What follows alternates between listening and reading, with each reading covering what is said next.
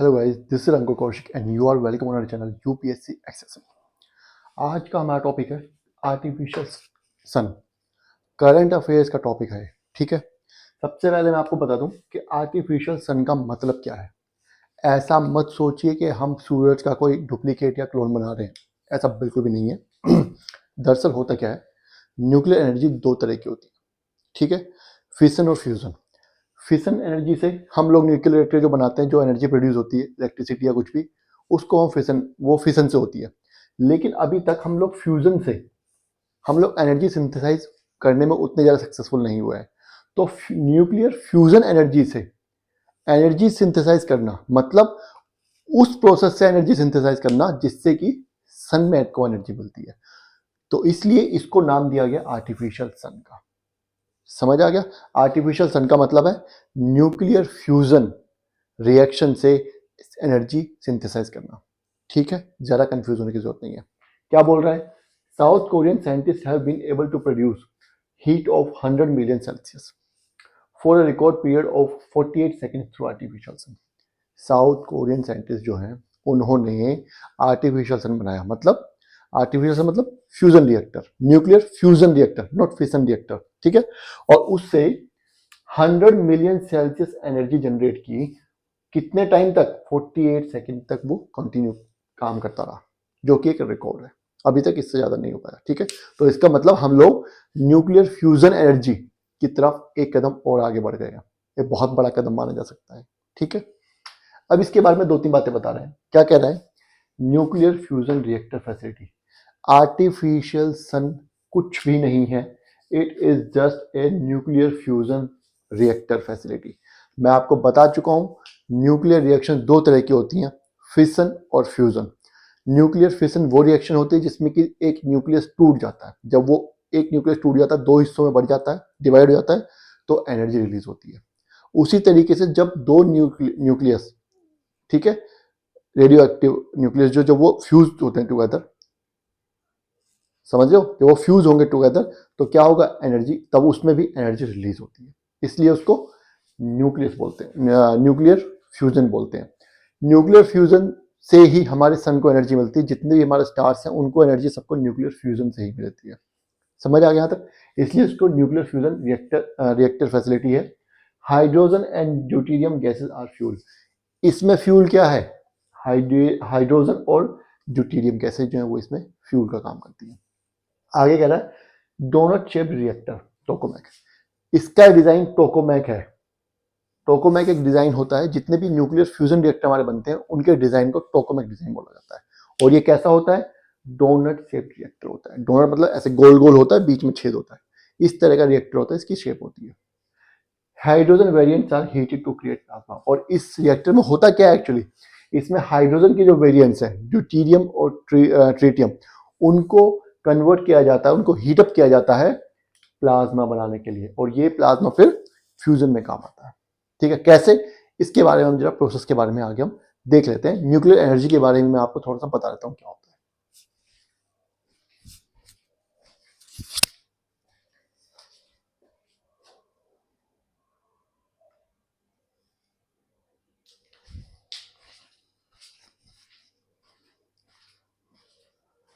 अब क्वेश्चन आता है कि आर्टिफिशियल सन के बारे में तो हमने पढ़ लिया कि आर्टिफिशियल सन कुछ नहीं है, एक न्यूक्लियर फ्यूजन रिएक्टर फैसिलिटी है।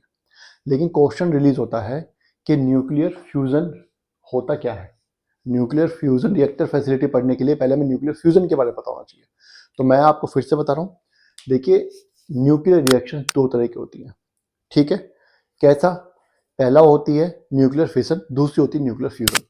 फिशन में जो एक न्यूक्लियस को तोड़ा जाता है, ठीक है, जब वो न्यूक्लियस दो हिस्सों में बढ़ जाता है, दो छोटे न्यूक्लियाई में बढ़ जाता है, तो बहुत सारी एनर्जी रिलीज होती है। ठीक है, उसी तरीके से इसका जस्ट उल्टा न्यूक्लियर फ्यूजन होती है। नाम से पता चल रहा है फ्यूजन। दो छोटे न्यूक्लियाई को अगर हम फ्यूज करके एक बना देते हैं, बड़ा एटम, बड़ा न्यूक्लियस बना देंगे, तो उसमें भी बहुत सारी एनर्जी रिलीज होती है। तो न्यूक्लियर फ्यूजन में क्या होता है? Two light atomic nuclei combine to form a single heavier one. दो हल्के वजन वाले एटॉमिक न्यूक्लियाई जो हैं उनको कंबाइन किया जाता है और एक बड़ा न्यूक्लियाई बनाने के लिए। Massive amount of energy release, और ऐसा जब हम करते हैं तो बहुत ज़्यादा एनर्जी रिलीज होती है, ठीक है। उस एनर्जी को हम स्टोर करते हैं, वो एनर्जी हमारे काम आती है। Takes place in the state of matter plasma. Nuclear fusion reaction की एक स्पेशलिटी है कि ये सिर्फ प्लाज्मा स्टेट, हमने 3 स्टेट्स के बारे में पढ़ा है, सॉलिड, लिक्विड और गैस। इसके अलावा एक स्टेट और होती है प्लाज्मा। क्या होती है? A hot charge gas. Plasma state में क्या होता है? एक हॉट चार्ज गैस होती है, मेड ऑफ पॉजिटिव आयंस का बना हुआ, फ्री मूविंग इलेक्ट्रॉन्स विद, और इसके अंदर फ्री मूविंग इलेक्ट्रॉन्स होते हैं। प्लाज्मा क्या होता है? एक हॉट चार्ज गैस होती है, पॉजिटिव आयंस की बनती है ये, और फ्री मूविंग इलेक्ट्रॉन्स होते हैं इसके अंदर। यूनिक प्रॉपर्टीज होती हैं इसकी, डिस्टिंक्ट फ्रॉम, किससे अलग है इसकी प्रॉपर्टीज? सॉलिड्स, लिक्विड्स या गैसेस से। इन तीनों से अलग प्रॉपर्टीज होती है प्लाज्मा की, ठीक है। क्या होती है उसकी डिटेल में हमें नहीं जाना है। Sun along with other stars is powered by this reaction. Fusion reaction जो है वो ही पावर करती है हमारे सन को, और जितने भी हमारे स्टार्स हैं उन सबको। फिशन रिएक्शन पावर नहीं करती, फ्यूजन रिएक्शन पावर करती है। तो ये न्यूक्लियर फ्यूजन का एक इंट्रोडक्शन हो गया। एक बार हम प्रोसेस के बारे में और देख लेते हैं कि न्यूक्लियर फ्यूजन का प्रोसेस क्या होता है, ठीक है।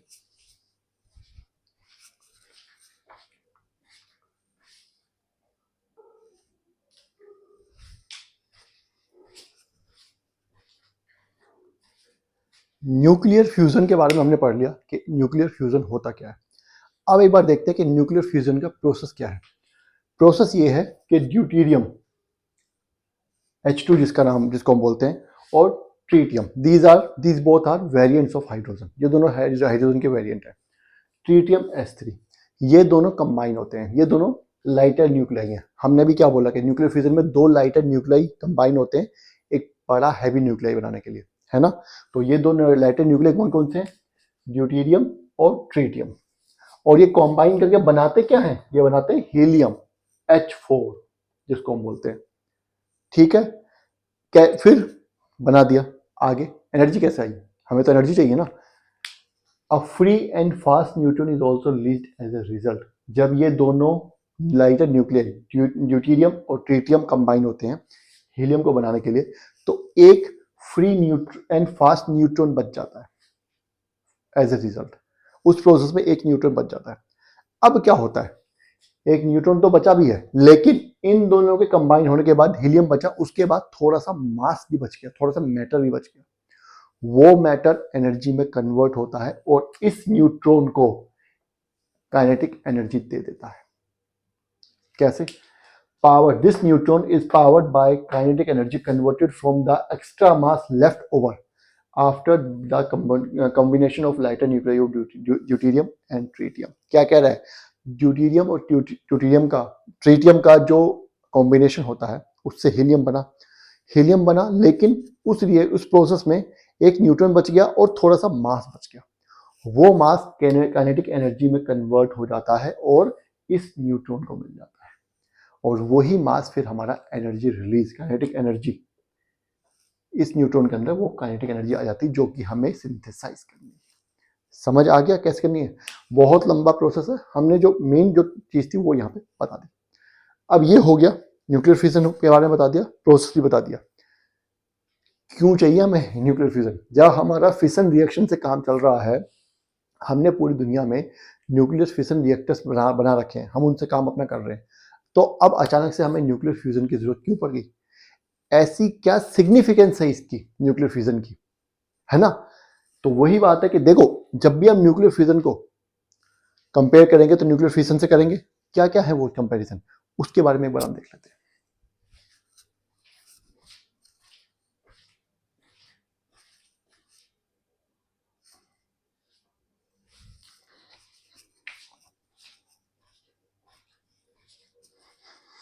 अब हम आते हैं न्यूक्लियर फ्यूजन की सिग्निफिकेंस क्या है।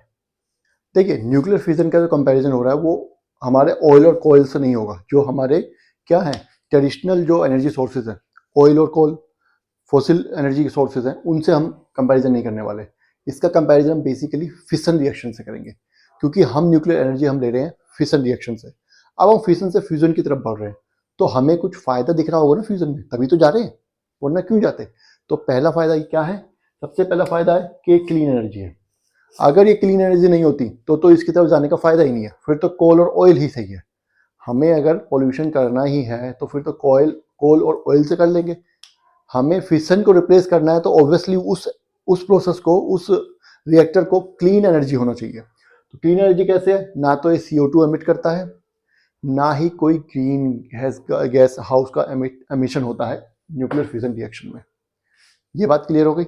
दूसरा बोलता है मोर एफिशिएंट। किससे? देखो, कोल और ऑयल से तो बहुत ज्यादा एफिशिएंट ये है ही। लगभग 4 मिलियन, जो ज्यादा इसके 4 मिलियन टाइम्स, 4 मिलियन टाइम्स ये ज्यादा एफिशिएंट है कोल और ऑयल से। लेकिन अगर हम देखा जाए 1 किलो न्यूक्लियर फिशन, 1 किलो पर किलोग्राम अगर हम nuclear radio active material use करते हैं तो न्यूक्लियर फिशन से हमें जितनी एनर्जी मिलती है उससे 4 गुना ज्यादा एनर्जी हमें न्यूक्लियर फ्यूजन देता है।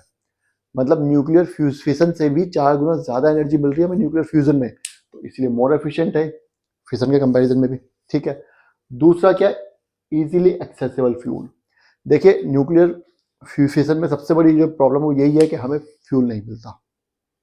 समझ रहे हैं? CPT के बारे में आपको पता ही होगा, कैसे जो यूरोप, जो कि फर्स्ट वर्ल्ड कंट्री जो अपने आपको बोलती हैं, उन्होंने कैसे CPT जो है हमारी क्या बोलते हैं, जो न्यूक्लियर ट्रीटी बनाई हुई है, समझ रहे हैं ना? इन सब के बारे में आपको पता ही होगा।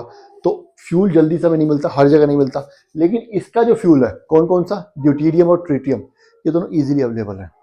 ड्यूटीरियम तो सी वाटर से निकाल सकते हैं हम, और ट्रीटियम जो है वो भी हम अगर क्या बोलते हैं, जो न्यूक्लियर जनरेटेड, जो हमारे फ्यूजन जनरेटेड जो न्यूट्रॉन्स हैं, उनको अगर हम रिएक्शन कराएं लिथियम से तो हमें ट्रीटियम भी आसानी से मिल जाता है। कहने का मतलब फ्यूल आसानी से मिल जाता है। चौथा है सेफर टू यूज। ये बहुत बड़ा फैक्टर है। न्यूक्लियर फिशन रिएक्टर्स का सबसे बड़ा ड्रॉबैक है कि वो अनस्टेबल होते हैं। आपने शायद पढ़ा भी होगा कि उनमें मॉडरेटर्स यूज किए जाते हैं, ग्रेफाइट, और क्या यूज किया जाता है, हार्ड वाटर, हैवी वाटर का यूज किया जाता है उनको ठंडा रखने के लिए। अगर उनको ठंडा नहीं रखा गया तो वो चेन रिएक्शन जो वो बेकाबू हो जाएगी और बहुत ज्यादा डिवास्टेशन हो जाएगा। ठीक है, ऐसा इसमें नहीं होता, ये कंपैरेटिवली स्टेबल होते हैं। दूसरा, न्यूक्लियर फ्यूजन में जो वेस्ट होता है वो रेडियो एक्टिव मटेरियल होता है, उसको कहीं पर रखना एक बहुत बड़ा चैलेंज होता है, उसको वेस्ट को डिस्पोज करना। उसका हमारे पास कोई तरीका ही नहीं है। उसको सिर्फ हम अभी यही है कि हम कहीं जहाँ पे लोग बाग वगैरह नहीं जाते हैं वहाँ पे हम उसको रख देते हैं स्टोर करके, बाकी उसको कोई तरीका नहीं है। वो कई सौ साल तक ऐसे ही रेडियो एक्टिविज्म करता रहता है। ठीक है, इसमें ऐसा नहीं है। यहाँ पे वेस्ट मटेरियल जो है वो बिल्कुल भी रेडियो एक्टिव नहीं मिलेगा। तो देखा जाए तो काफ़ी फायदे हैं फिशन रिएक्शन से, इनके के कंपैरिजन में फ्यूजन रिएक्शन के। और उससे बड़ी बात क्या है कि हमें एनर्जी 4 गुना ज़्यादा मिल रही है। ठीक है, तो ये हमारा टॉपिक यहाँ खत्म हो गया। आर्टिफिशियल सन के बारे में जो जो इंपॉर्टेंट चीज़ें थी, जो न्यूज़ में थी, वो मैंने यहाँ पे आपको बता दी। वीडियो को लाइक कीजिएगा और चैनल को सब्सक्राइब जरूर कीजिएगा। Thank you.